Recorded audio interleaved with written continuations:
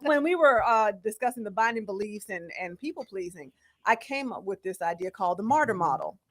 And it's as we are younger, we watch those people who are significant in our lives martyr themselves. They modeled martyrdom for us. Like if you had a mother or a grandmother or a sister, whomever took care of you, and you never saw them do anything for themselves, they were always doing stuff for other people, then in your mind you say, I love this person. They're amazing. For me to be amazing, I need to do that. Exactly. And then you there you go. And then you wake up one day, it's like, no, enough is this is not exactly. It's not working. It's not working. It's not working. Yeah.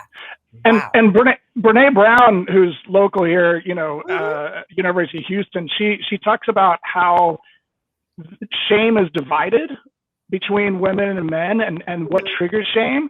And I hear you guys talking about the woman one, and what I mean by that is that for women, any shame trigger has to do with imperfection, right?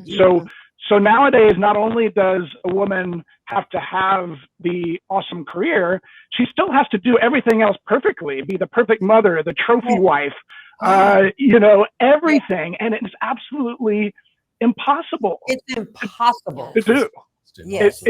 And for men it's different. For men it's more about being protector provider, and so that's why when you see a mine closes in a small town and then there's all this domestic violence and all these other things that happen, it's because the men are getting hit with their inability to be a provider, and so that's a different type of shame trigger that is mostly affected by men, or appearing weak is the other one for men. So Paul, I like you. I'm really grateful that you went there, because not often, and that's why we have every once a month we have the men's from a men's point of view on the show, because a lot of times we don't talk about how things affect men, and we don't really talk about the men's from a man's perspective.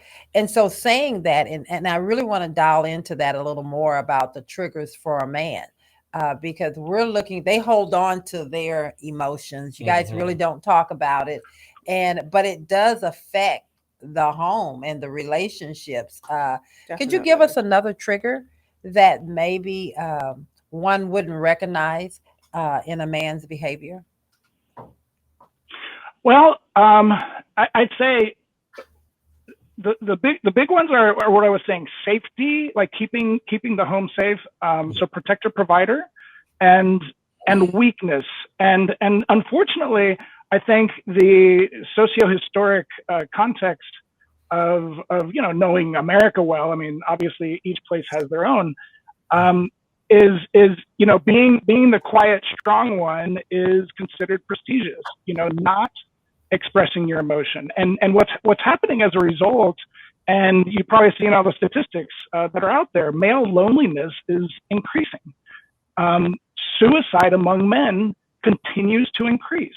It's men are feeling more and more isolated, and it's a real problem. And I think that the number one thing that's driving that, or what's really happening, is there isn't a safe space just for men. And I don't mean that spouses aren't supportive. It's the man-to-man connection is not a safe space to really express oneself.